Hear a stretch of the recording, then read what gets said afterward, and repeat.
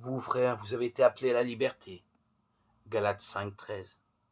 Avec ce magnifique texte de saint Paul sur la liberté. Dans le verset 1, c'est pour que nous soyons libres que le Christ nous a libérés. Alors tenez bon, ne vous mettez pas de nouveau sous le joug de l'esclavage.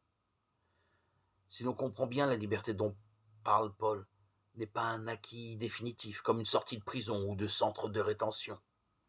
Elle est un combat.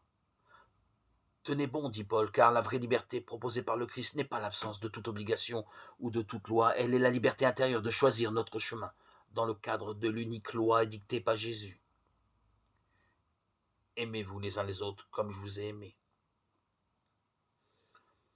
Jean 15, 12.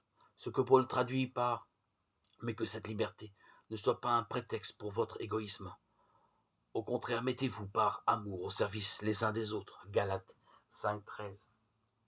C'est la liberté de ne pas céder à toutes les pressions, de choisir nos lectures, nos fréquentations, de ne pas courir dans le sens du vent et des idées, à la mode de garder le Seigneur devant nous sans relâche, comme dit si bien le psaume 15, et de se laisser conduire par l'Esprit Saint.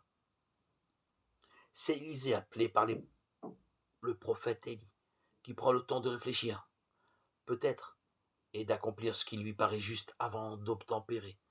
C'est Jésus surtout qui sait très bien le sort qui l'attend à Jérusalem et qui décide quand même d'affronter l'épreuve de la passion.